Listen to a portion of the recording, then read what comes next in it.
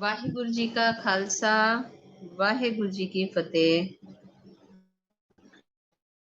ਸਾਰੀ ਸੰਗਤਾਂ ਨੂੰ ਜੁਗੋ ਜੁਗ ਅਟਲ ਧੰਨ ਧੰਨ ਸ੍ਰੀ ਗੁਰੂ ਗ੍ਰੰਥ ਸਾਹਿਬ ਜੀ ਦੇ ਪਹਿਲੇ ਪ੍ਰਕਾਸ਼ ਪੁਰਬ ਦੀਆਂ ਬਹੁਤ ਬਹੁਤ ਵਧਾਈਆਂ, ਜੋ ਕਿ ਕੱਲ ਹੈ। ਸੰਗਤ ਜੀ, ਅਸੀਂ ਅੱਜ ਸ਼ਬਦ ਲਿੱਤਾ ਹੈ।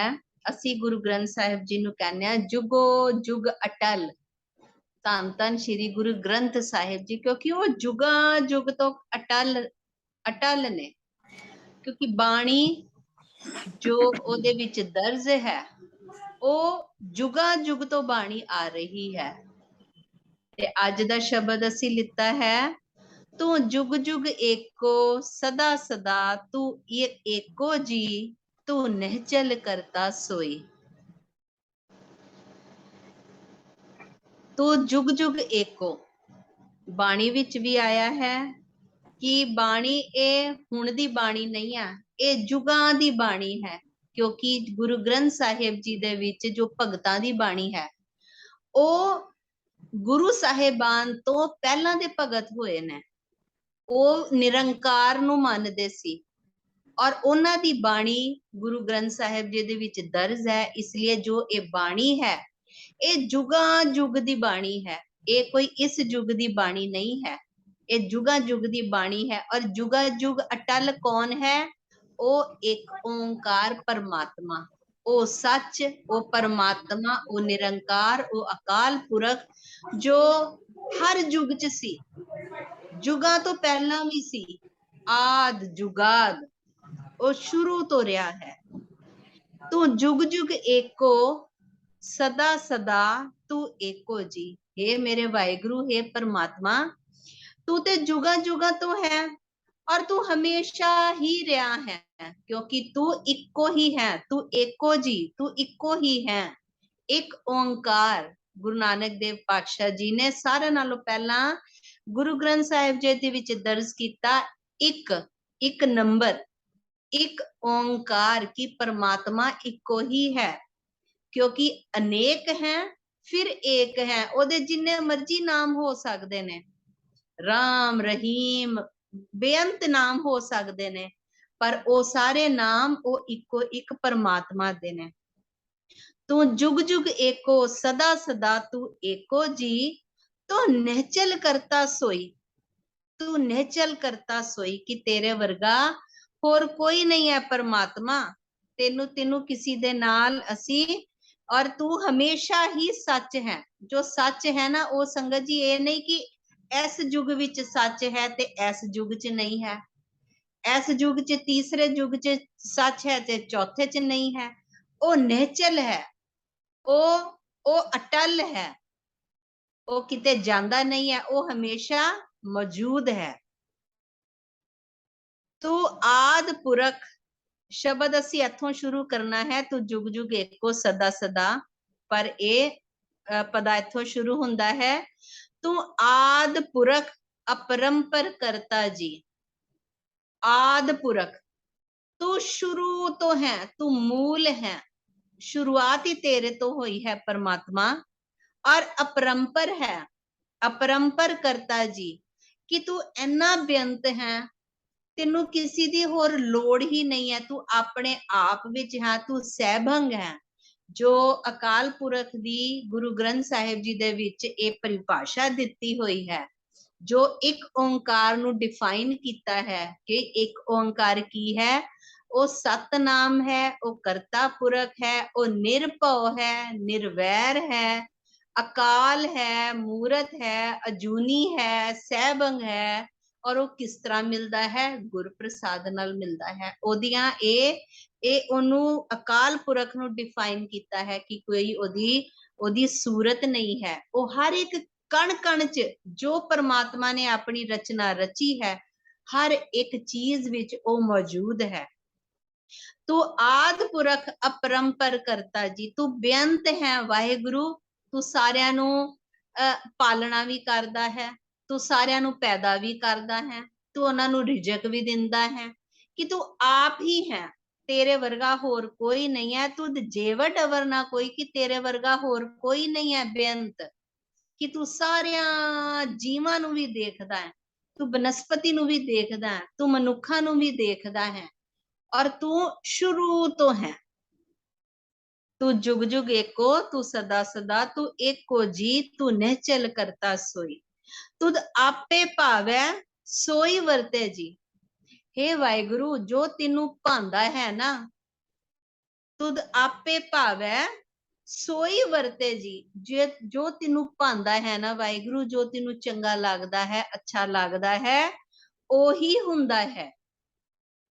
परमात्मा दे अगे साडी मर्जी नहीं चलदी, जो परमात्मा चाहते ने, जो अकाल पुरख चाहते ने, ओही हुंदा है। तू आपे करे सो होई, हे वाहिगुरु, जो तू करना चाहता है तू ओही करांदा है। ਇਹ नहीं है कि ਅਸੀਂ कई बारी सोचते हैं ये साडी मेहनत दे नाल सानू ये चीज मिली है, ये सानू साडी भगती दे नाल सानू परमात्मा मिलिया है, या ਅਸੀਂ बाणी पढ़नी शुरू कीती है, या ਅਸੀਂ ये काम करना शुरू किया है। नहीं, ये ते परमात्मा साडे को करवाना चाहते ने, ते ओ उसे रस्ते ते सानू तोर दिंदे ने। किसी नू राजा बना दिंदे ने, किसी नू रंक बना दिंदे ने, किसी नू ओ भगत बना दिंदे ने, किसी नू नास्तिक बना दिंदे ने। ओ ए परमात्मा जिहदे को जो करवाना चाहते ने, ओ आप ही करवांदे ने। तुद आपे सृष्ट सब उपाई जी। हे मेरे वाहिगुरु, तू जिन्नी भी सृष्टि है ना, ए तू आप ही बनाई है, तेरी ही पैदा कीती हुई है, ए तेरी ही रचना है। तुद आपे सिरज सब गोई, और एदा अंत भी रचांदा भी तू आप है, नष्ट भी तू आप करदा है। मारे राखे एको एको आप, ए जो वाहिगुरु आप ही रखदा है, आप ही मारदा है, आप ही जिवालदा है, आप ही पालना करदा है, वो सारा कुछ परमात्मा आप ही करदा है। जन नानक गुण गावे करते के जी, जो सबसे का जानोई।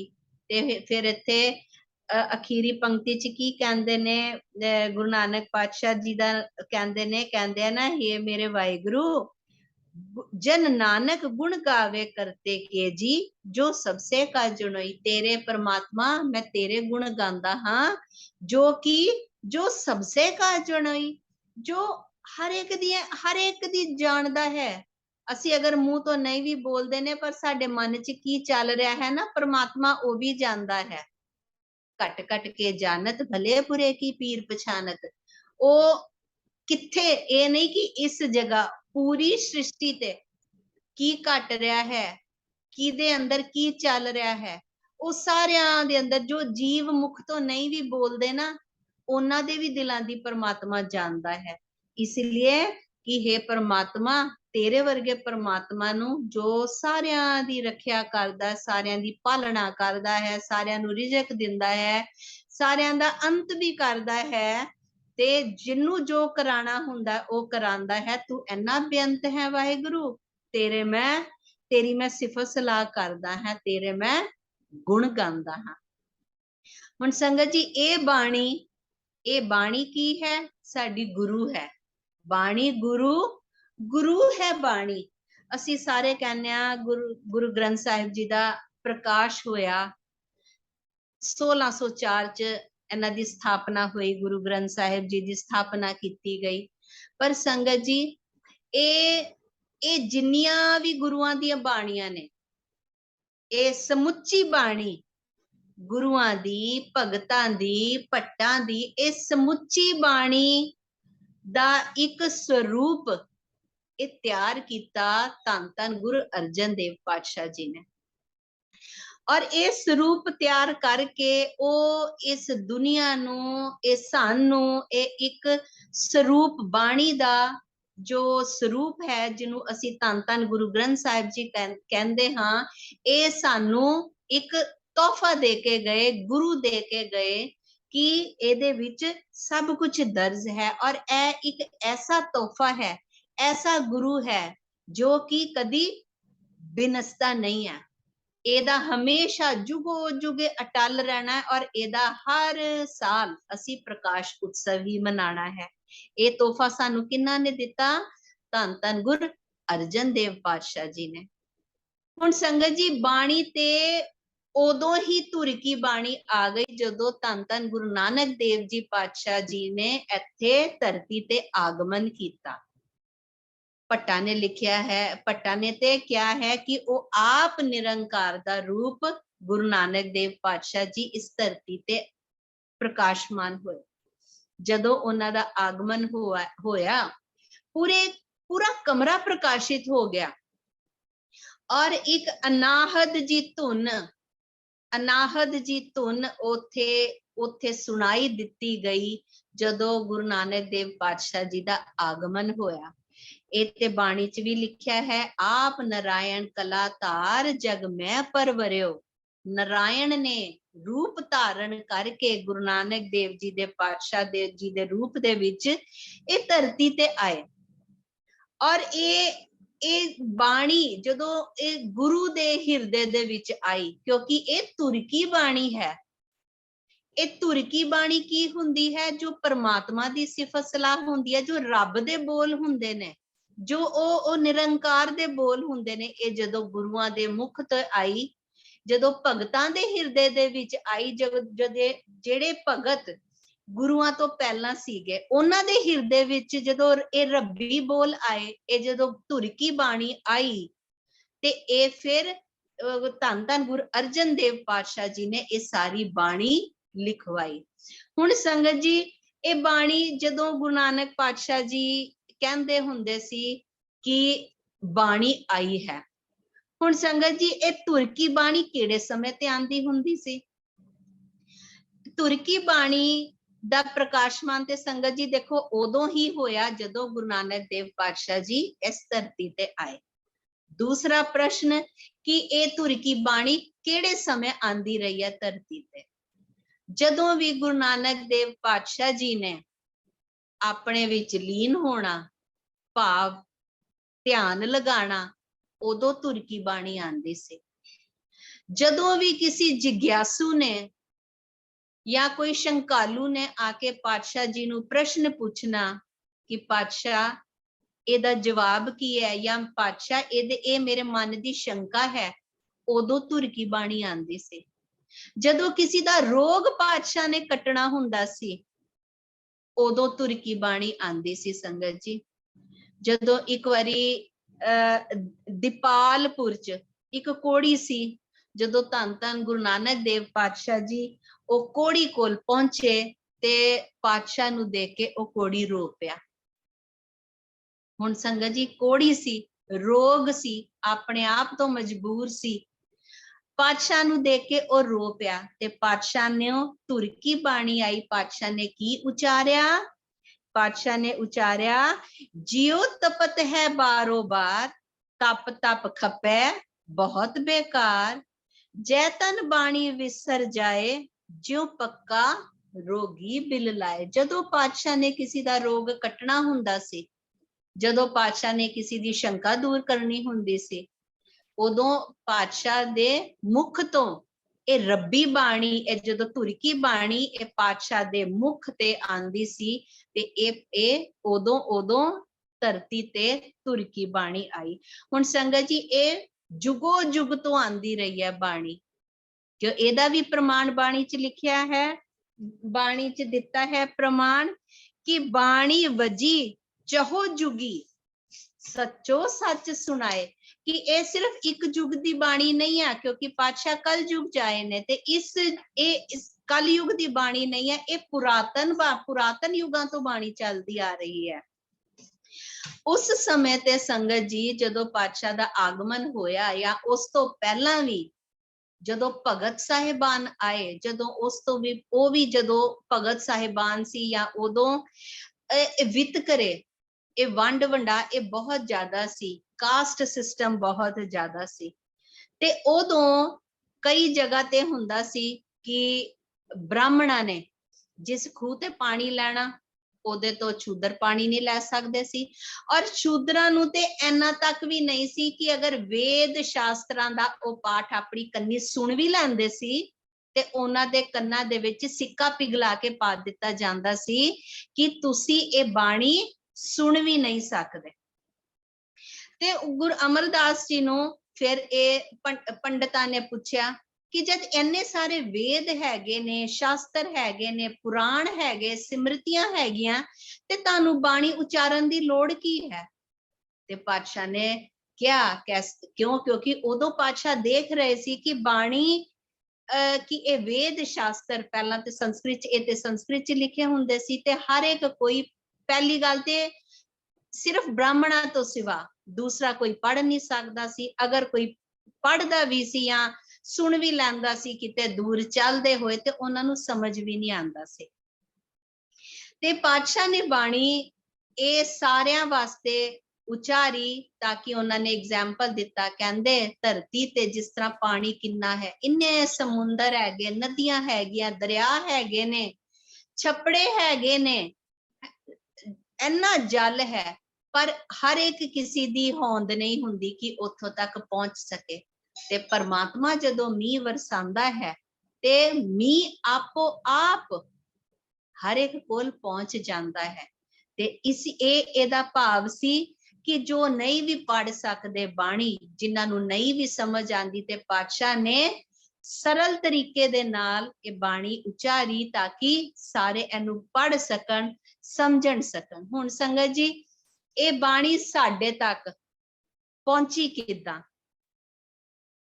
ਜਦੋਂ ਧੰਨ ਧੰਨ ਗੁਰੂ ਨਾਨਕ ਦੇਵ ਪਾਤਸ਼ਾਹ ਜੀ ਧਰਤੀ ਤੇ ਆਏ, ਨਿਰੰਕਾਰ ਨੇ ਜਦੋਂ ਉਹਨਾਂ ਨੂੰ ਧਰਤੀ ਤੇ ਭੇਜਿਆ ਤੇ ਜਦੋਂ ਧੁਰ ਕੀ ਬਾਣੀ ਆਈ, ਜਦੋਂ ਨਿਰੰਕਾਰ ਨੇ ਆਪਣੀ ਜੋਤ ਪਰਮਾਤਮਾ ਚ ਗੁਰੂ ਨਾਨਕ ਦੇਵ ਪਾਤਸ਼ਾਹ ਜੀ ਦੇ ਅੰਦਰ ਟਿਕਾਈ, ਤੇ ਗੁਰੂ ਨਾਨਕ ਦੇਵ ਪਾਤਸ਼ਾਹ ਜੀ ਨਿਰੰਕਾਰ ਦਾ ਰੂਪ ਹੋ ਗਏ। ਜਦੋਂ ਗੁਰੂ ਨਾਨਕ ਦੇਵ ਪਾਤਸ਼ਾਹ ਜੀ ਨੇ ਗੁਰੂ ਅੰਗਦ ਦੇਵ ਜੀ ਪਾਤਸ਼ਾਹ ਦੇ ਅੰਦਰ, ਗੁਰੂ ਅੰਗਦ ਦੇਵ ਜੀ ਨੇ ਤੀਸਰੀ ਪਾਤਸ਼ਾਹੀ, ਤੀਸਰੀ ਤੋਂ ਚੌਥੀ ਪਾਤਸ਼ਾਹੀ, ਜਦੋਂ ਇੱਕ ਗੁਰੂ ਤੋਂ ਦੂਸਰੇ ਗੁਰੂ ਦੇ ਅੰਦਰ ਜੋਤ ਟਿਕੀ ਤੇ ਉਹੀ ਗੁਰੂ ਨਿਰੰਕਾਰ ਦਾ ਰੂਪ ਹੋ ਗਏ। ਔਰ ਉਸੇ ਤਰ੍ਹਾਂ ਇਹ ਬਾਣੀ ਸੀਨਾ ਬਰ ਸੀਨਾ, ਇੱਕ ਗੁਰੂ ਤੋਂ ਦੂਸਰੇ ਗੁਰੂ, ਦੂਸਰੇ ਗੁਰੂ ਤੋਂ ਤੀਸਰੇ ਗੁਰੂ, ਇਹ ਬਾਣੀ ਨਿਰੰਕਾਰ ਦੀ ਧੁਰ ਕੀ ਬਾਣੀ, ਇਹ ਸੀਨਾ ਬਰ ਸੀਨਾ ਇਹ ਗੁਰੂਆਂ ਦੇ ਮੁਖ ਤੋਂ ਇਹ ਉਚਾਰੀ ਗਈ। ਹੁਣ ਸੰਗਤ ਜੀ, ਉਸ ਸਮੇਂ ਤੇ ਗੁਰੂ ਅਰਜਨ ਦੇਵ ਜੀ ਦੇ ਪਾਤਸ਼ਾਹ ਜੀ ਦੇ ਸਮੇਂ ਤੇ ਇਹ ਧੁਰ ਕੀ ਬਾਣੀ ਜਦੋਂ ਚੱਲ ਰਹੀ ਸੀ ਤੇ ਕਈ ਸਿੱਖਾਂ ਨੇ ਵਿੱਚ ਬਾਣੀ ਐਸੀ ਉਚਾਰ ਦਿੱਤੀ ਜੋ ਗੁਰਮਤ ਅਨੁਸਾਰ ਨਹੀਂ ਸੀ, ਤੇ ਸਿੱਖਾਂ ਦੇ ਵਿੱਚ ਚਰਚਾ ਹੋਣ ਲੱਗ ਗਈ। ਤੇ ਭਾਈ ਗੁਰਦਾਸ ਜੀ ਨੇ ਪੁੱਛਿਆ ਕਿ ਪਾਤਸ਼ਾਹ, ਕੀ ਇਹ ਬਾਣੀ ਤੁਹਾਡੀ ਹੈ? ਤੇ ਪਾਤਸ਼ਾਹ ਕਹਿੰਦੇ ਇਹ ਬਾਣੀ ਤੇ ਗੁਰੂ ਦੀ ਨਹੀਂ ਹੈ। ਤੇ ਗੁਰਦਾਸ ਜੀ ਨੇ, ਭਾਈ ਗੁਰਦਾਸ ਜੀ ਨੇ ਕਿਹਾ, ਕਹਿੰਦੇ ਪਾਤਸ਼ਾਹ, ਅੱਖਰ ਤੇ ਉਹੀ ਨੇ ਬਾਣੀ ਵਾਲੇ, ਤੇ ਫਿਰ ਕਾਵਿ ਵੀ ਉਹੀ ਹੈ, ਕਵਿਸ਼ਰੀ ਵੀ ਉਹੀ ਹੈ, ਅੱਖਰ ਵੀ ਉਹੀ ਨੇ, ਤੇ ਪਾਤਸ਼ਾਹ ਏਦਾਂ ਤੇ ਫਿਰ ਸਾਨੂੰ ਕਿਸ ਤਰ੍ਹਾਂ ਪਤਾ ਚੱਲੇਗਾ ਕਿ ਗੁਰੂ ਦੀ ਬਾਣੀ ਕਿਹੜੀ ਹੈ ਔਰ ਦੂਸਰੀ ਬਾਣੀ ਕਿਹੜੀ ਹੈ? ਇਹ ਕਿਸ ਤਰ੍ਹਾਂ? ਤੇ ਪਾਤਸ਼ਾਹ ਨੇ ਫਿਰ ਉਹਨਾਂ ਨੂੰ ਕਿਹਾ, ਕਹਿੰਦੇ ਇਸ ਬਾਣੀ ਦੇ ਵਿੱਚ ਮਿਲਾਵਟ ਹੈ। ਪਾਤਸ਼ਾਹ, ਬਾਣੀ ਦੇ ਵਿੱਚ ਮਿਲਾਵਟ ਕੌਣ ਕਰ ਸਕਦਾ ਹੈ? ਭਾਈ ਗੁਰਦਾਸ ਜੀ ਨੇ ਪੁੱਛਿਆ ਤੇ ਪਾਤਸ਼ਾਹ ਨੇ ਉੱਤਰ ਦਿੱਤਾ ਕਿ ਗੁਰਬਾਣੀ ਦੇ ਵਿੱਚ ਮਿਲਾਵਟ ਈਰਖਾ ਕਰਦੀ ਹੈ। ਤੇ ਪਾਤਸ਼ਾਹ ਨੇ ਫਿਰ ਕੀ ਕਿਹਾ? ਉਹਨਾਂ ਦੇ ਨਾਲ ਕੀ ਉਹਨਾਂ ਨੂੰ ਜਵਾਬ ਦਿੱਤਾ ਕਿ ਮਿਹਰਬਾਨ ਪੁੱਤਰ ਪ੍ਰਿਥੀਏ ਕਾ ਕਵਿਸ਼ਰੀ करे, हिंदी फारसी नाले गुरमुखी पढ़े, तिन भी बाणी बहुत बनाई, भोग गुरु नानक को ही पाई। पातशाह ने क्या कि गुरु रामदास जी दा पोतरा, जो कि बाबा प्रिथी चंद जी दा सपुत्र है, मेहरबान, ਇਹ ਬਾਬਾ ਪ੍ਰਿਥੀ ਚੰਦ ਜੀ ਦੀ, ਹੁਣ ਪ੍ਰਿਥੀ ਚੰਦ ਜੀ ਵੀ ਕਵਿਸ਼ਰੀ ਕਰਦੇ ਹੁੰਦੇ ਸੀ ਕਿਉਂਕਿ ਧੰਨ ਧੰਨ ਗੁਰੂ ਰਾਮਦਾਸ ਜੀ ਦੇ ਪੁੱਤਰ ਸੀ ਸੰਗਤ ਜੀ। ਉਹ ਵੀ ਕਵਿਸ਼ਰੀ ਕਰਦੇ ਸੀ, ਵੀ ਬਾਣੀ ਲਿਖਦੇ ਸੀ, ਪਰ ਕਹਿੰਦੇ ਕਿ ਉਹ ਹਿੰਦੀ ਫਾਰਸੀ ਗੁਰਮੁਖੀ ਪੜ੍ਹਦੇ ਸੀ, ਕਵਿਸ਼ਰੀ ਵੀ ਬੜੀ ਅੱਛੀ ਕਰਦੇ ਸੀ। ਤਿੰਨ ਵੀ ਬਾਣੀ ਬਹੁਤ ਬਣਾਈ, ਉਹਨਾਂ ਨੇ ਵੀ ਬਾਣੀ ਆਪਣੀ ਬੜੀ ਉਚਾਰੀ, ਔਰ ਪਰ ਅਖੀਰੀ ਪੰਕਤੀ ਤੇ ਆ ਕੇ ਗੁਰੂ ਨਾਨਕ ਪਾਤਸ਼ਾਹ ਜੀ ਦੇ ਨਾਮ ਦੀ ਮੋਹਰ ਲਗਾ ਕੇ ਉਹਨਾਂ ਨੇ ਚਾਹਿਆ ਕਿ ਉਹਨਾਂ ਦੀ ਬਾਣੀ ਵੀ ਗੁਰੂ ਗ੍ਰੰਥ ਸਾਹਿਬ ਜੀ ਦੇ ਵਿੱਚ ਦਰਜ ਹੋ ਜਾਏ। ਸਿਰਫ ਇਹ ਮਿਹਰਬਾਨ ਜੀ ਨਹੀਂ ਸੀ, ਇਹ ਬਾਬਾ ਪ੍ਰਿਥੀ ਚੰਦ ਦੇ ਪੁੱਤਰ ਹੀ ਇਹ ਨਹੀਂ ਚਾਹੁੰਦੇ ਸੀ, ਹੋਰ ਵੀ ਬੜੇ ਕਵੀ ਸੀਗੇ ਜਿਹੜੇ ਚਾਹੁੰਦੇ ਸੀ ਕਿ ਉਹਨਾਂ ਦੀ ਬਾਣੀ, ਉਹਨਾਂ ਦੀ ਕਵਿਸ਼ਰੀ ਇਹ ਗੁਰੂ ਗ੍ਰੰਥ ਸਾਹਿਬ ਜੀ ਦੇ ਵਿੱਚ ਦਰਜ ਹੋ ਜਾਏ। ਤੇ ਪਾਤਸ਼ਾਹ ਇਹ ਕਿਉਂ ਚਾਹੁੰਦੇ ਸੀ? ਹੁਣ ਇਹ ਕਿਉਂ ਚਾਹੁੰਦੇ ਸੀ ਕਿ ਬਈ ਉਹਨਾਂ ਦੀ ਬਾਣੀ ਇਹਦੇ ਚ ਗੁਰੂ ਗ੍ਰੰਥ ਸਾਹਿਬ ਜੀ ਦੇ ਵਿੱਚ ਦਰਜ ਹੋ ਜਾਏ? ਕਿਉਂਕਿ ਸੰਗਤ ਜੀ, ਇਹ ਜਿਹੜੀ ਬਾਣੀ ਹੈ, ਧੰਨ ਧੰਨ ਗੁਰੂ ਗ੍ਰੰਥ ਸਾਹਿਬ ਜੀ ਦੀ ਬਾਣੀ, ਪਾਤਸ਼ਾਹ ਨੇ ਲਿਖਿਆ ਹੈ, ਆਵੋ ਸਿੱਖ ਸਤਿਗੁਰ ਕੇ ਪਿਆਰਿਓ, ਗਾਵੋ ਸੱਚੀ ਬਾਣੀ। ਇਹ ਸੱਚੀ ਬਾਣੀ ਹੈ, ਇਹ ਨਿਰੰਕਾਰ ਦੀ ਬਾਣੀ ਹੈ। ਔਰ ਨਿਰੰਕਾਰ ਦੀ ਬਾਣੀ ਪੜਨ ਦੇ ਨਾਲ, ਨਿਰੰਕਾਰ ਦੀ ਬਾਣੀ ਸੁਣਨ ਦੇ ਨਾਲ, ਜੋ ਵੀ ਇਹ ਪੜਦਾ ਹੈ, ਸੁਣਦਾ ਹੈ, ਉਸ ਦਾ ਜਿਹੜਾ ਆਤਮਿਕ ਜੀਵਨ ਹੁੰਦਾ ਹੈ, ਉਹ ਬੜਾ ਅਡੋਲ ਹੋ ਜਾਂਦਾ ਹੈ। ਉਹ ਸਿੱਖ, ਉਹ ਭਗਤ ਕਦੀ ਵੀ ਨਹੀਂ ਡੋਲਦਾ ਜਿਹੜਾ ਸੱਚੀ ਧੁਰ ਕੀ ਬਾਣੀ ਪੜਦਾ ਹੈ। ਤੇ ਪਾਤਸ਼ਾਹ ਨੇ ਅੱਗੇ ਕੀ ਲਿਖਿਆ? ਬਾਣੀ ਤਾਂ ਗਾਵੋ ਗੁਰੂ ਕੇਰੀ, ਬਾਣੀਆਂ ਸਿਰ ਬਾਣੀ। ਇਹ ਸਾਰੇ ਨਾਲੋਂ ਸਰਵੋਚਮ ਬਾਣੀ ਹੈ। ਨਿਰੰਕਾਰ ਦੀ ਬਾਣੀ ਸਾਰਿਆਂ ਨਾਲੋਂ ਉੱਚੀ ਬਾਣੀ ਹੈ। ਔਰ ਇਹਦੇ ਵਿੱਚ ਮਿਲਾਵਟ ਕਿਉਂ ਹੋਣ ਲੱਗ ਗਈ? ਕਿਉਂਕਿ ਉਹ ਨਹੀਂ ਚਾਹੁੰਦੇ ਸੀ, ਜੋ ਗੁਰੂ ਦੇ ਖਿਲਾਫ ਸੀ, ਜੋ ਹੋਰ ਵੀ ਕਵੀ ਸੀ, ਉਹ ਨਹੀਂ ਚਾਹੁੰਦੇ ਸੀ ਕਿ ਗੁਰੂ ਦੇ ਸਿੱਖਾਂ ਦੇ ਵਿੱਚ ਇੰਨੀ ਅਡੋਲਤਾ ਆਏ। ਉਹ ਚਾਹੁੰਦੇ ਸੀ ਕਿ ਗੁਰੂ ਦੇ ਸਿੱਖ ਇਹ ਕੱਚੀ ਬਾਣੀ ਪੜ੍ਹ ਕੇ ਜਾਂ ਉਹਨਾਂ ਦੀ ਬਾਣੀ ਪੜ੍ਹ ਕੇ ਉਹਨਾਂ ਦਾ ਜਿਹੜਾ ਆਤਮਿਕ ਜਿਹੜਾ ਜੀਵਨ ਹੈ ਉਹ ਪਤਨ ਤੇ ਆ ਜਾਏ, ਉਹ ਡੋਲਣ ਲੱਗ ਪਏ। ਹੁਣ ਸੰਗਤ ਜੀ, ਬਾਣੀ ਪੜ੍ਹ ਕੇ ਗੁਰੂ ਦੇ ਸਿੱਖ ਦੇਖੋ ਨਾ, ਉਸ ਸਮੇਂ ਤੇ ਇੱਕ ਸਿੱਖ 1.25 ਲੱਖ ਦੇ ਨਾਲ ਲੜਿਆ। ਅੱਜ ਵੀ ਦੇਖੋ 1.25 ਲੱਖ ਦੇ ਨਾਲ ਨਹੀਂ ਲੜਦਾ ਸਿੱਖ, ਪਰ ਸੰਗਤ ਜੀ ਜਿੱਥੇ ਵੀ ਵਿਪਤਾ ਆਂਦੀ ਹੈ, ਜਿੱਥੇ ਵੀ ਪ੍ਰੋਬਲਮ ਆਂਦੀ ਹੈ, ਉੱਥੇ ਗੁਰੂ ਦਾ ਸਿੱਖ ਪਹੁੰਚਦਾ ਹੈ। ਕਿਉਂ? ਕਿਉਂਕਿ ਇਹ ਜੋ ਸਿਰਮੌਰ ਬਾਣੀ ਹੈ, ਜੋ ਨਿਰੰਕਾਰ ਦੀ ਬਾਣੀ ਹੈ, ਇਹ ਪੜ੍ਹ ਕੇ, ਇਹ ਸੁਣ ਕੇ, ਇਹ ਸਿੱਖ ਦਾ ਜੀਵਨ, ਇਹ ਸਿੱਖ ਦਾ ਆਤਮਿਕ ਜੀਵਨ ਇੰਨਾ ਉੱਚਾ ਹੋ ਜਾਂਦਾ ਹੈ, ਇੰਨੀ ਅਡੋਲਤਾ ਆ ਜਾਂਦੀ ਹੈ, ਇੰਨੀ ਦ੍ਰਿੜਤਾ ਆ ਜਾਂਦੀ ਹੈ, ਇੰਨੀ ਦਲੇਰੀ ਆ ਜਾਂਦੀ ਹੈ। ਇਹ ਗੁਰਬਾਣੀ ਦੀ ਤਾਕਤ ਹੈ, ਇਹ ਗੁਰਬਾਣੀ ਦੀ ਤਾਕਤ ਹੈ। ਔਰ ਜਿਸ ਤਰ੍ਹਾਂ ਸਰੀਰ ਮਜ਼ਬੂਤ ਕਰਨ ਵਾਸਤੇ ਭੋਜਨ ਛਕਿਆ ਜਾਂਦਾ ਹੈ, ਉਸੇ ਤਰ੍ਹਾਂ ਆਤਮਾ ਨੂੰ ਮਜ਼ਬੂਤ ਕਰਨ ਵਾਸਤੇ, ਆਤਮਿਕ ਜੀਵਨ ਨੂੰ ਮਜ਼ਬੂਤ ਕਰਨ ਵਾਸਤੇ ਬਾਣੀ ਦਾ, ਅੰਮ੍ਰਿਤਮਈ ਬਾਣੀ ਦਾ ਇਹ ਭੋਜਨ ਛਕਣਾ ਬਹੁਤ ਜ਼ਰੂਰੀ ਹੈ।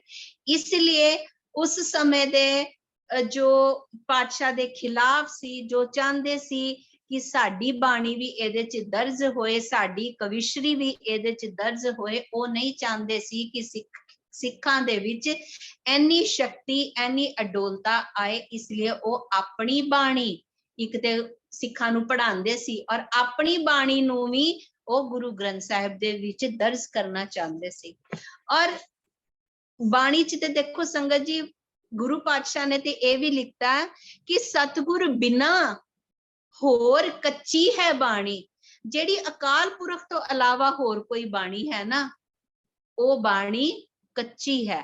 ਅੱਜ ਕੱਲ ਕਈ ਜਾਣੇ ਕਹਿੰਦੇ ਨੇ ਇਹ ਕੱਚੀ ਬਾਣੀ ਜਾਂ ਪੱਕੀ ਬਾਣੀ, ਇਹਦੇ ਚ ਕੋਈ ਫਰਕ ਨਹੀਂ ਹੈ। ਪਰ ਸੰਗਤ ਜੀ, ਕਈ ਗੁਰਦੁਆਰੇ ਹੈਗੇ ਨੇ ਜਿੱਥੇ ਉਹ ਗੁਰੂ ਗ੍ਰੰਥ ਸਾਹਿਬ ਜੀ ਦੀ ਬਾਣੀ ਤੋਂ ਇਲਾਵਾ ਹੋਰ ਕੋਈ ਬਾਣੀ ਪੜਨ ਨਹੀਂ ਦਿੰਦੇ। ਈਵਨ ਨੋਇਡਾ ਦਾ ਗੁਰਦੁਆਰਾ, ਉੱਥੇ ਮੈਂ ਕੀਰਤਨ ਕਰਨਾ ਸੀ ਸੰਗਤ ਜੀ, ਉਹਨਾਂ ਨੇ ਉਸ ਕੀਰਤਨ ਤੋਂ ਪਹਿਲਾਂ ਹੀ ਉਹਨਾਂ ਨੇ ਕਿਹਾ ਕਿ ਭੈਣ ਜੀ ਬੇਨਤੀ ਹੈ, ਤੁਸੀਂ ਕੱਚੀ ਬਾਣੀ ਨਹੀਂ ਪੜ੍ਹਨੀ, ਤੁਸੀਂ ਗੁਰੂ ਗ੍ਰੰਥ ਸਾਹਿਬ ਜੀ ਦੀ ਬਾਣੀ ਤੋਂ ਇਲਾਵਾ ਕੁਝ ਨਹੀਂ ਪੜੋਗੇ। ਤੇ ਸੰਗਤ ਜੀ, ਕਈ ਕਹਿੰਦੇ ਨੇ ਕਿ ਕੋਈ ਫਰਕ ਨਹੀਂ, ਪਰ ਬਾਣੀ ਨੇ ਸਾਨੂੰ ਪ੍ਰਮਾਣ ਦਿੱਤਾ ਹੈ ਕਿ ਬਾਣੀ ਤਾਂ ਕੱਚੀ ਸਤਿਗੁਰ ਬਾਝੋਂ, होर कच्ची बाणी जेड़ी सतगुरु तो अलावा कोई होर बाणी है वो बाणी नहीं है।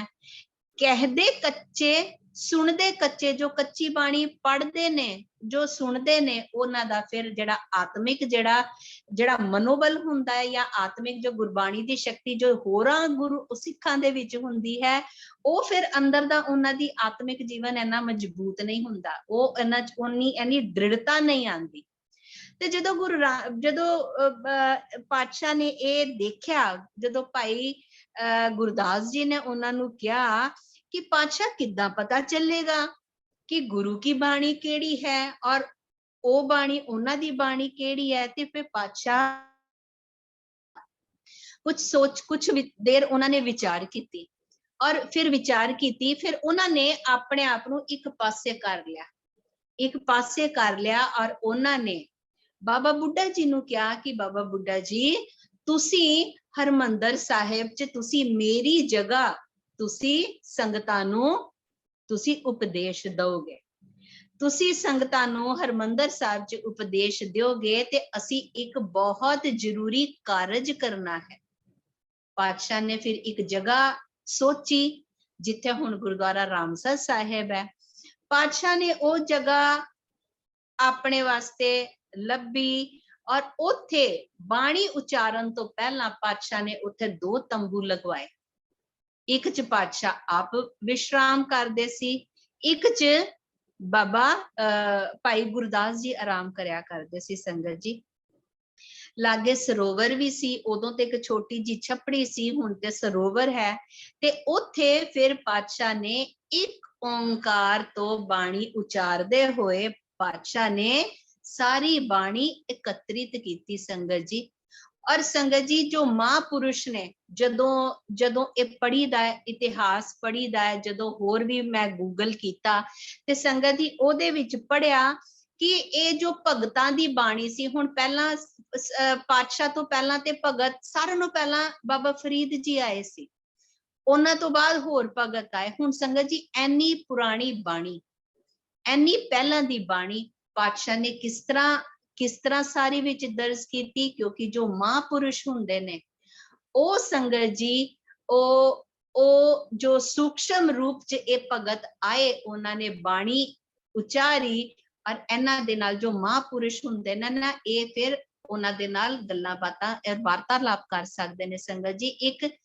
सूक्ष्म रूप भी हुंदा है जदों असी गुरबाणी पढ़दे आ या गुरबाणी दे बारे जदों असी होर अगे इतिहास पढ़ी दा ते ओदे विच आंदा है कि ये जो भगत हुंदे ने ये अज भी हरमंदर साहिब च बहुत सूक्ष्म रूप च बहुत सच्चियां उच्चियां रूहां उत्थे अज भी हुंदियां ने, जो बाणी पढ़दियां ने, जो बाणी सुनदियां ने, पर ये उन्हां नूं ही दिखाई दिंदियां ने जो आप भी महापुरुष हुंदे ने, जो आप भी एक उच्ची सुच्ची रूह हुंदे ने, उन्हां नूं ही वो दिखाई दिंदे ने। ते जदों पातशाह ने ये सारी बाणी एकत्रित की, जदों लिखवांदे सी ते उदों भगत सूक्ष्म रूप च आके अपनी बाणी लिखवांदे हुंदे सी, क्योंकि संगत जी साडी पहुंच ते सिर्फ शरीर तक है, पर जो महापुरुष हुंदे ने इन्हां दी पहुंच आत्मा तक हुंदी है। हुण संगत जी धन धन गुरु ग्रंथ साहिब जी दे विच पातशाह ने राम राम जपण वाले दी भी बाणी दर्ज की, ओदी भी बाणी दर्ज है जिन्ने की अल्लाह अल्लाह कीता, क्योंकि वितकरा पातशाह ने अपनी बाणी च एक कोई वितकरा नहीं रखा, क्योंकि उन्होंने कहा कि खत्री ब्राह्मण सूद वैस उपदेश चहो वरना को सांझा, की ये जो बाणी है ये सारे वर्णा दी ये सारियां दी सांझी बाणी है। ये नहीं कि एनू ब्राह्मण पढ़ सकता है ते एनू शूदर नहीं पढ़ सकता, एनू खत्री ब्राह्मण शूद वैश एनू हर एक कोई पढ़ सकता है, क्योंकि पहला आप जी नूं पता है कि पहला वेद शास्त्रां च ये वितकरे हुंदे सी ते पातशाह ने सारियां नूं इक्वालिटी च रखिया, सारियां नूं जिन्ने भी अकाल पुरख की गल की पातशाह ने उन्हां दे बाणी सारे दर्ज करके धन धन गुरु ग्रंथ साहिब जी दे विच दर्ज की। संगत जी एक लंबा समय लगा सी पातशाह नूं। पातशाह ने काफी लंबा समय शायद 1.5 साल उत्थे पातशाह रहे सी रामसर साहिब। उत्थे पातशाह ने जदों बाणी ये सारी लिखवा दिती ते फिर बाबा बुड्ढा जी दे नाल उन्हां ने गल कीती कि बाबा बुड्ढा जी हुण तुसी दसो कि संपूर्णता ते हो गई है, हुण हुण गुरु ग्रंथ साहिब जी दी हुण इन्हां दा प्रकाश असी कित्थे करना है। संगत जी पातशाह ते देखो आप अंतरजामी सी, उन्हां नूं सब पता सी कि कित्थे प्रकाशित करना है, पर फिर वो गुरु बाबा बुड्ढा जी नूं इन्ना सत्कार दिंदे हुंदे सी। सारे गुरुआं ने सत्कार दिता, उन्हां नूं सत्कार दिंदे हुंदे सी। उन्हां तो पुछया कि प्रकाशित कित्थे करना है, कित्थे गुरु ग्रंथ साहिब जी नूं प्रकाशमान करना है। ते बाबा बुड्ढा जी ने हाथ जोड़ के कहा कि पातशाह मैं गरीब आप नूं की दस सकदा हां, पर जे हुण आप जी ने पूछया ही है ते पातशाह आपने ते हरमंदर साहिब ते आपने पहला ही बनवा के रखा है जिथे गुरु ग्रंथ साहिब जी की स्थापना करनी है।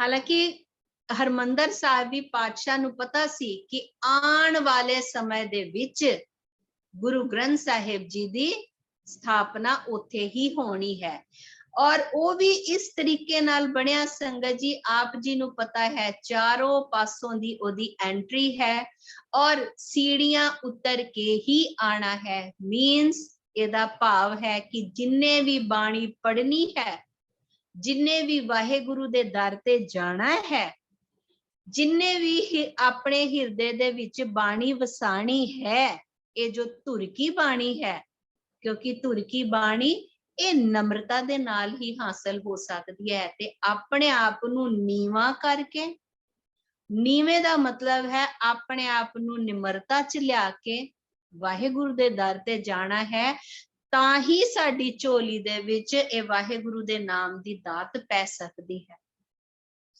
हुण जगह मुकर्रर हो गई संगत जी।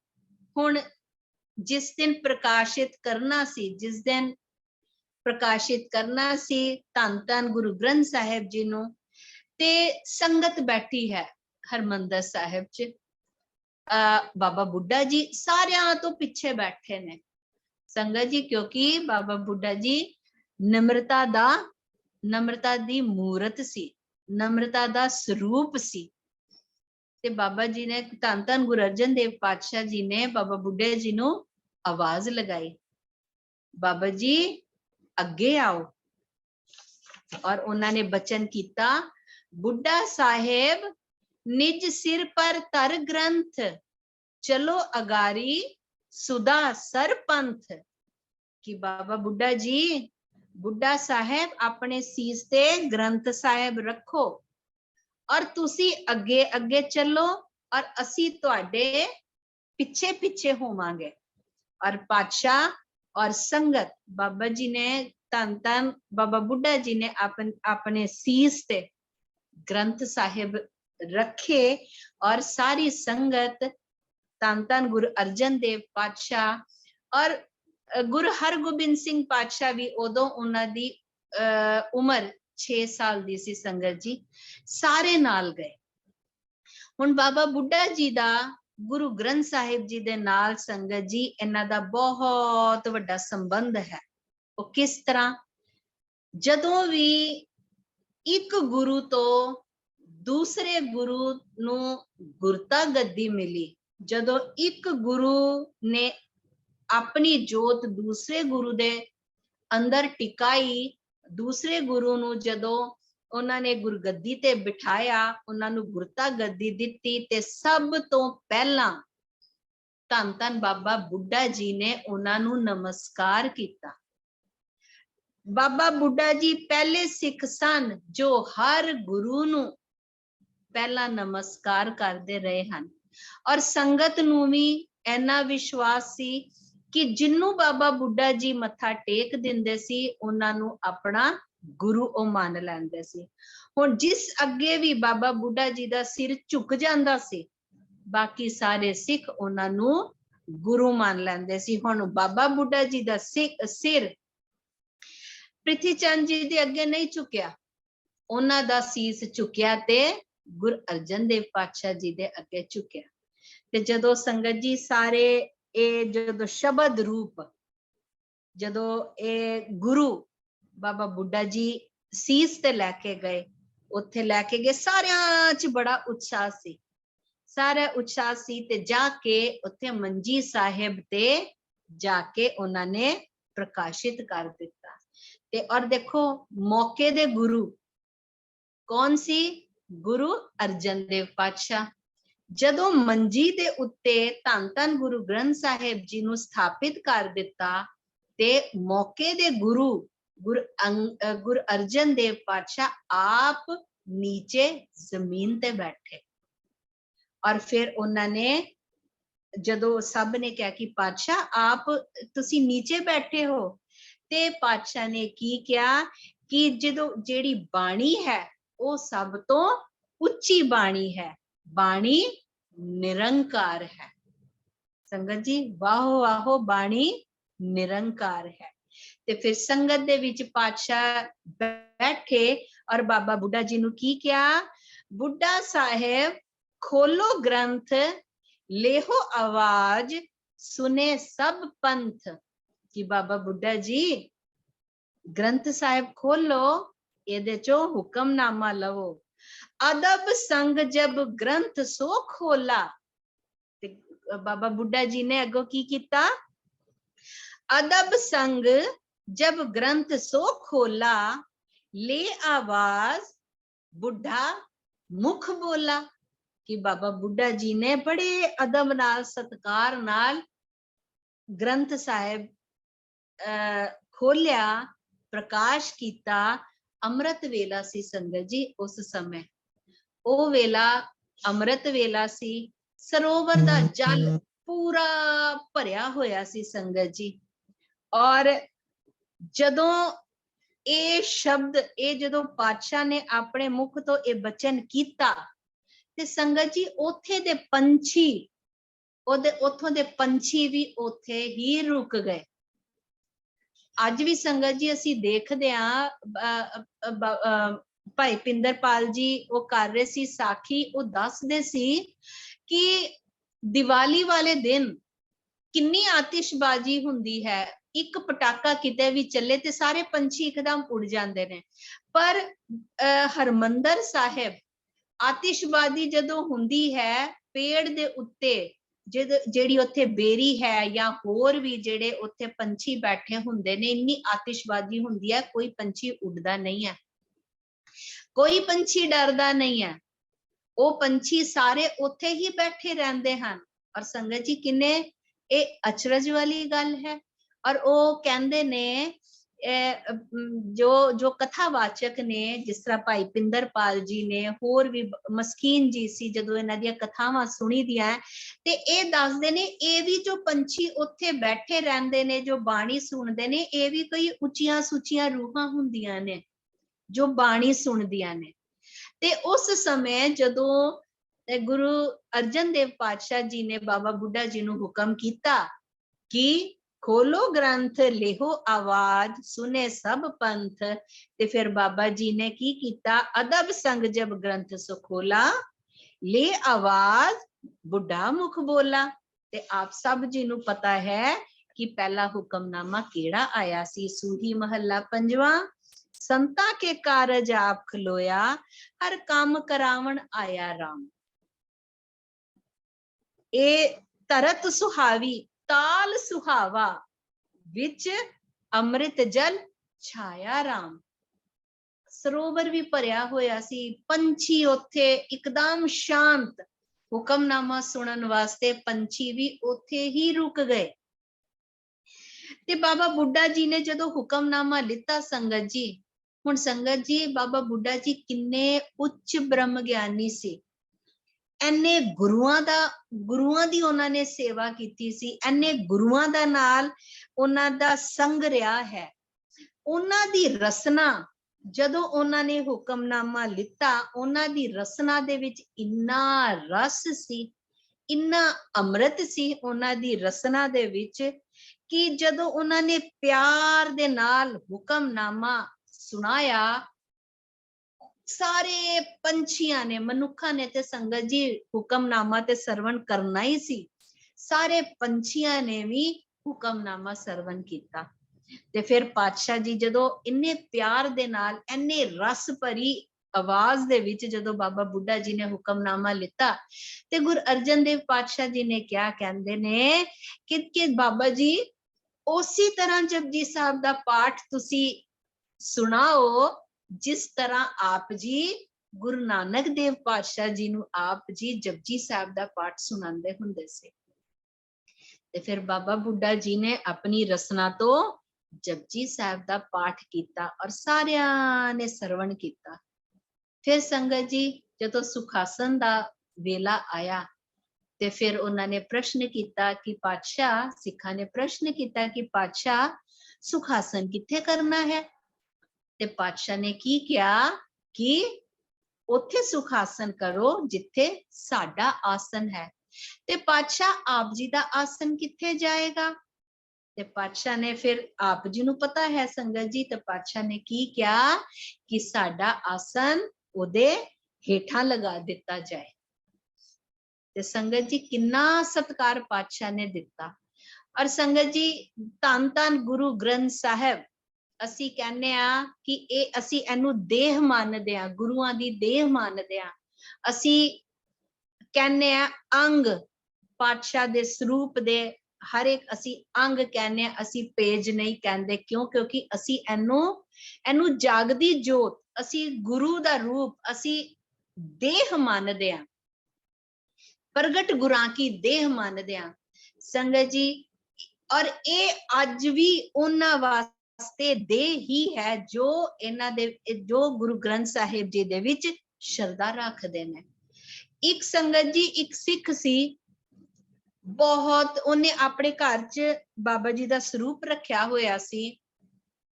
ਇੰਨਾ ਪ੍ਰੇਮੀ ਕਿ ਜਦੋਂ ਤੱਕ ਉਹ ਗੁਰੂ ਗ੍ਰੰਥ ਸਾਹਿਬ ਜੀ ਦੇ, ਗੁਰੂ ਦੇ ਉਹ ਦਰਸ਼ਨ ਨਹੀਂ ਕਰ ਲੈਂਦਾ ਸੀ ਸੰਗਤ ਜੀ, ਉਹ ਜਲ ਪਾਣੀ ਕੁਝ ਨਹੀਂ ਛਕਦਾ ਹੁੰਦਾ ਸੀ। ਇੱਕ ਵਾਰੀ ਕੀ ਹੋਇਆ, ਉਹ ਘਰ ਨਹੀਂ ਸੀ ਤੇ ਉਹਦੇ ਪਿੱਛੋਂ ਉਹਦੇ ਘਰ 'ਚ ਚੋਰੀ ਹੋ ਗਈ। ਜਦੋਂ ਚੋਰੀ ਹੋ ਗਈ, ਚੋਰ ਆਏ, ਸਾਰੇ ਕੀਮਤੀ ਸਮਾਨ ਉਹਦੇ ਘਰੋਂ ਚੁੱਕ ਕੇ ਲੈ ਗਏ। ਔਰ ਉਹਨਾਂ ਨੇ ਦੇਖਿਆ ਕਿ ਗੁਰੂ ਗ੍ਰੰਥ ਸਾਹਿਬ ਜੀ ਇੱਕ ਕਮਰੇ 'ਚ ਸੁਸ਼ੋਭਿਤ ਨੇ ਔਰ ਬੜੇ ਸੋਹਣੇ ਉਹਨਾਂ ਦੇ ਉੱਤੇ ਰੁਮਾਲ ਸਾਹਿਬ ਹੈ। ਉਹਨਾਂ ਨੇ ਸੋਚਿਆ ਕਿ ਇਹ ਤੇ ਹੁਣ ਸੰਗਤ ਜੀ ਸਾਡੇ ਵਾਸਤੇ ਤੇ ਸਾਡੇ ਗੁਰੂ ਨੇ, ਪਰ ਜੋ ਗੁਰੂ ਨਹੀਂ ਮੰਨਦੇ, ਹੁਣ ਅਸੀਂ ਦੇਖਦੇ ਹਾਂ ਜੋ ਆ ਕੇ ਬੇਦਬੀਆਂ ਕਰਦੇ ਨੇ ਗੁਰੂਆਂ ਦੀ, ਉਹਨਾਂ ਵਾਸਤੇ ਤੇ ਉਹ ਗੁਰੂ ਨਹੀਂ, ਗੁਰੂ ਤੇ ਸਾਡੇ ਨੇ ਨਾ ਸੰਗਤ ਜੀ। ਉਹ ਚੋਰਾਂ ਵਾਸਤੇ ਉਹਨਾਂ ਨੇ ਸੋਚਿਆ ਸ਼ਾਇਦ ਇਹ ਵੀ ਬੜੀ ਕੀਮਤੀ ਚੀਜ਼ ਹੈ ਸੰਗਤ ਜੀ। ਨੋ ਡਾਊਟ ਇਹ ਕੀਮਤੀ ਹੈ, ਇਹ ਸਾਡੇ ਵਾਸਤੇ ਕੀਮਤੀ ਹੈ। ਪਰ ਉਹ ਚੋਰਾਂ ਨੇ ਸੋਚਿਆ ਕਿ ਇਹ ਬੜੇ ਸੁੰਦਰ ਪੁਸ਼ਾਕੇ ਦੇ ਨਾਲ ਟਕਿਆ ਹੋਇਆ ਹੈ ਤੇ ਇਹ ਬੜੀ ਕੀਮਤੀ ਚੀਜ਼ ਹੋਣੀ ਹੈ। ਉਹ ਘਰ ਦੇ ਸਮਾਨ ਦੇ ਨਾਲ ਉਹ ਗੁਰੂ ਗ੍ਰੰਥ ਸਾਹਿਬ ਜੀ ਦਾ ਸਰੂਪ ਵੀ ਚੁੱਕ ਕੇ ਲੈ ਗਏ। ਜਦੋਂ ਉੱਥੇ ਜਾ ਕੇ ਚੋਰਾਂ ਨੇ ਦੇਖਿਆ, ਉਹ ਜਦੋਂ ਵੰਡ ਵੰਡਾ ਕਰ ਰਹੇ ਸੀ ਕਿ ਇਹ ਸੋਨਾ, ਇਹ ਗਹਿਣਾ, ਇਹ ਕੱਪੜੇ, ਇਹ ਭਾਂਡੇ, ਉਹ ਆਪਸ ਚ ਵੰਡ ਰਹੇ ਸੀ, ਸਾਰੀਆਂ ਮਹਿੰਗੀਆਂ ਚੀਜ਼ਾਂ। ਉਹਨਾਂ ਨੇ ਦੇਖਿਆ ਕਿ ਇਹ ਤੇ ਗੁਰੂ ਗ੍ਰੰਥ ਸਾਹਿਬ ਉਹਨਾਂ ਵਾਸਤੇ ਤੇ, ਸੌਰੀ ਸੰਗਤ ਜੀ ਮੈਂ ਤੇ ਕਹਿਣਾ ਵੀ ਨਹੀਂ ਚਾਹੁੰਦੀ, ਉਹਨਾਂ ਦੇ ਵਾਸਤੇ ਤੇ ਉਹ ਕਹਿੰਦੇ ਇਹ ਕੀ ਹੈ। ਉਹਨਾਂ ਨੇ ਉਹ ਸਰੂਪ ਨਾਲ, ਇੱਕ ਨਦੀ ਬਹਿੰਦੀ ਪਈ ਸੀ, ਉਹਨਾਂ ਨੇ ਪਾਤਸ਼ਾਹ ਦਾ ਸਰੂਪ ਜਲ 'ਚ ਪ੍ਰਵਾਹ ਕਰ ਦਿੱਤਾ। ਉਹਨਾਂ ਨੇ ਕਿਹਾ ਇਹ ਤੇ ਸਾਡੇ ਕੋਈ ਮਤਲਬ ਦੀ ਨਹੀਂ। ਹੁਣ ਜਿਹੜਾ ਸਿੱਖ ਸੀ, ਇਹ ਜਦੋਂ ਘਰ ਗਿਆ, ਇਹਨੇ ਦੇਖਿਆ ਕਿ ਪਾਤਸ਼ਾਹ ਦਾ ਸਰੂਪ ਨਹੀਂ ਹੈ, ਬੜਾ ਚਿੰਤਿਤ ਸਰੂਪ ਨਹੀਂ ਹੈ। ਹੁਣ ਬਿਨਾਂ ਦੇਖੇ ਤੇ ਉਹ ਜਲ ਨਹੀਂ ਛਕਦਾ, ਬਿਨਾਂ ਦੇਖੇ ਉਹ ਭੋਜਨ ਨਹੀਂ ਛਕਦਾ। ਹੁਣ ਸੰਗਤ ਜੀ, ਪਰ ਉਹਦੀ ਸ਼ਰਧਾ ਬਹੁਤ ਉੱਚੀ, ਬਹੁਤ ਸ਼ਰਧਾਵਾਨ। ਇੱਕ ਦਿਨ ਬੀਤ ਗਿਆ, ਉਹਨੇ ਸੰਗਤ ਜੀ ਨਾ ਜਲ ਛਕਿਆ ਨਾ ਭੋਜਨ ਛਕਿਆ। 2 ਦਿਨ ਬੀਤ ਗਏ, ਅਰਦਾਸਾਂ ਕਰੀ ਜਾਏ, ਪਾਤਸ਼ਾਹ ਆਪ ਜੀ ਨੂੰ ਪਤਾ ਹੈ ਆਪ ਦੇ ਦਰਸ਼ਨਾਂ ਤੋਂ ਬਗੈਰ ਮੈਂ ना जल छक सकदा ना भोजन छक सकदा। ते संगत जी ये उस समय दी गल है जदों ਇਹ ਸਰੂਪ ਜਾਂ ਗੁਰਦੁਆਰੇ ਇੰਨੇ ਨੇੜੇ ਨਹੀਂ ਹੁੰਦੇ ਸੀ ਕਿ ਜਦੋਂ ਉਹ ਜਾ ਕੇ ਪਾਤਸ਼ਾਹ ਦੇ ਸਰੂਪ ਦੇ ਦਰਸ਼ਨ ਕਰ ਲੈਂਦਾ। ਪਰ ਸੰਗਤ ਜੀ ਉਹਨੂੰ ਸ਼ਰਧਾ ਸੀ ਕਿ ਮੇਰੇ ਕੋਲ ਸਰੂਪ ਹੈ ਤੇ ਮੈਂ ਉਹਨਾਂ ਉਸੇ ਸਰੂਪ ਦੇ ਮੈਂ ਦਰਸ਼ਨ ਕਰਨੇ ਨੇ, ਮੈਂ ਆਪਣੇ ਗੁਰੂ ਦੇ ਦਰਸ਼ਨ ਕਰਨੇ ਨੇ। ਇੱਕ ਦਿਨ ਬੀਤ ਗਿਆ, कुछ नहीं खादा पीता, 2 दिन बीत गए, कुछ नहीं खादा पीता, 3 दिन 4 दिन 5 दिन, संगत जी 10 दिन बीत गए, सिख ने ना जल छकिया ना भोजन छकिया। जदों राती सुता होया सी ते पातशाह ओनू सपने च आए। सपने च आके ओनू क्या कि सिखा साडा स्वरूप उस जगह जा ते उस नदी दे विच जल दे विच साडा स्वरूप पिया होया है। ते संगत जी वो एकदम चौंक के उठ गया सिख। ओ सिख गया, उत्थे गया गुरु ग्रंथ साहिब जी दा गुरु दा स्वरूप जिस जगह ते दस्या गया सी संगत जी उसी जगह ते मिलिया। पर संगत जी ओ देखो एक कुदरत, एक गुरु दी, एक गुरबाणी दी ताकत, एक गुरु दी ताकत कि पानी दे विच 10 दिन रहन दे बावजूद भी स्वरूप दा एक अंग भी ओ संगत जी खराब नहीं होया सी। ओने स्वरूप कढ़िया, ओ लैके आया, घर च सुशोभित किया, ओही स्वरूप सी जेड़ा स्वरूप ओदे घरों पातशाह दा चोरी होया सी। ते संगत जी एहो जे सिख अज भी है जो सच्ची बाणी पढ़ते ने, जो सुची बाणी पढ़ते ने, जो वाहिगुरु दी बाणी पढ़ते ने, उन्हां दी आत्मिक जीवन इन्ना उच्चा सुच्चा हो जाता, उन्हां दी दृढ़ता इन्नी बन जाती है, उन्हां च अडोलता इन्नी आ जाती है। ये गुरबाणी दी ही ताकत है। ਇਹ ਗੁਰਬਾਣੀ ਸਾਡੇ ਵਾਹਿਗੁਰੂ ਸਾਡੇ ਗੁਰੂ ਸਾਹਿਬਾਨ ਸੋ ਸਾਨੂੰ ਇਹ ਦੇ ਕੇ ਗਏ ਨੇ ਤੇ ਕੋਸ਼ਿਸ਼ ਕਰੀਏ ਇਹੀ ਬਾਣੀ ਦੇ ਅਸੀਂ ਲੜ ਲੱਗੀਏ ਔਰ ਇਹ ਬਾਣੀ ਨੂੰ ਅਸੀਂ ਆਪਣੇ ਜੀਵਨ 'ਚ ਆਪਣੇ ਹਿਰਦੇ 'ਚ ਵਸਾਉਣ ਦੀ ਪੂਰੀ ਅਸੀਂ ਕੋਸ਼ਿਸ਼ ਕਰੀਏ ਸੰਗਤ ਜੀ। ਤੇ ਸੰਗਤ ਜੀ ਐਨੀ ਜੀ ਸੇਵਾ ਪ੍ਰਵਾਨ ਕਰਨਾ बहुत भुल्लां चुक्कां बेदबियां गलतियां हो जांदियां ने संगत जी। आप सब बख्श देना, माफ कर देना संगत जी। आओ हुण मिलके असी ये शब्द पढ़दे हां।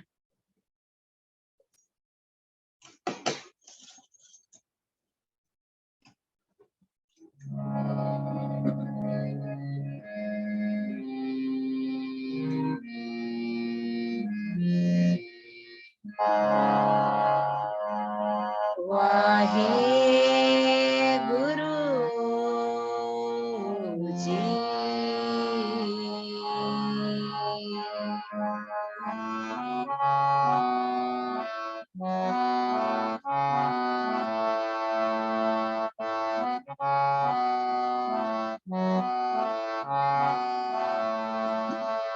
तू जुग जुग एको सदा सदा तू एको जी। तू जुग जुग एको सदा सदा तू एको जी।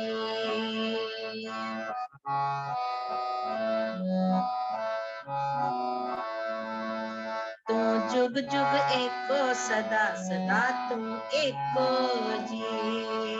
तू जुग जुग एको सदा सदा तू एको जी। तूने चल करता सोई,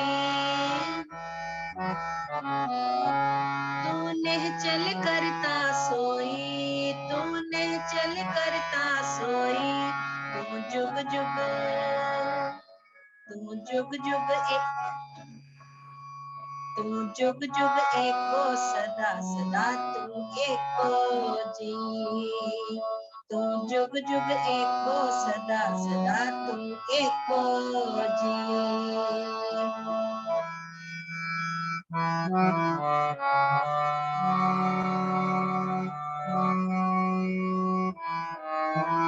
तू आदि पुरख अपरंपर करता जी। तुझ जेवण अवर न कोई,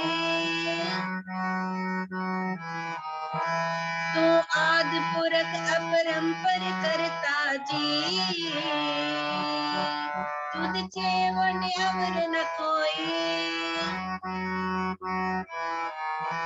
तुझ चेवण अवर न कोई, तुझ चेवण अवर न कोई, तो ने चल करता सोई,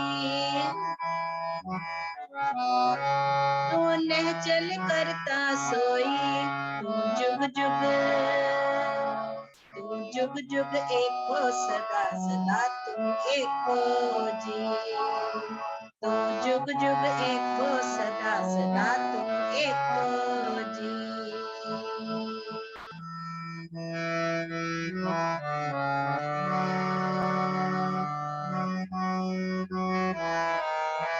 तुद आपे पावे सोई वरते जी, तू आपे करे सो होई, तुद आपे पावे सोई वरते जी,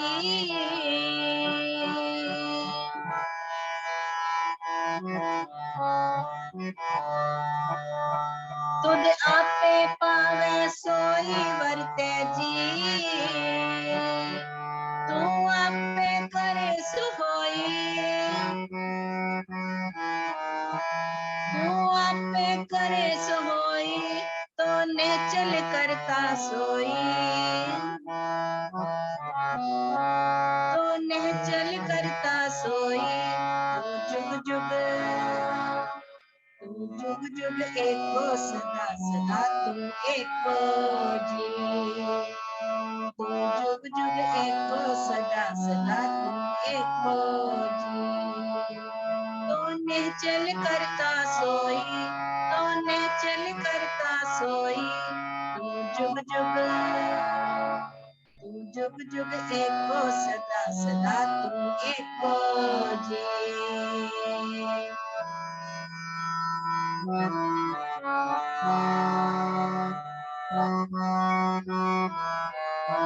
तुद आपे श्रेष्ठ सब उपाय जी,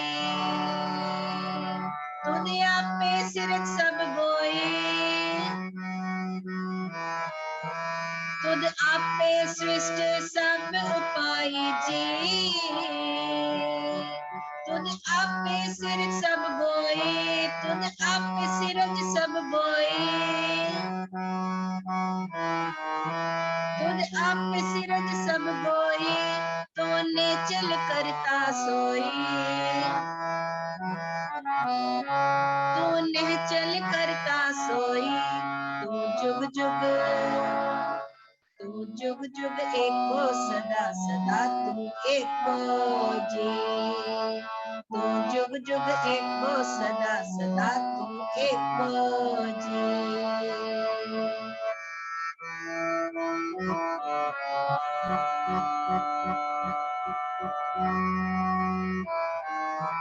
जन नानक गुण गावे करते के जी, जो सबसे का जानोई, जन नानक गुण गावे करते के जी, जो सबसे का जानोई, जो सबसे का जानोई, तो ने चल करता सोई, तो ने चल करता सोई, तू जुग जुग, तू जुग जुग एको सदा सदा तू एको जी, तू जुग जुग एको सदा सदा तू एको जी, तो ने चल करता सोई,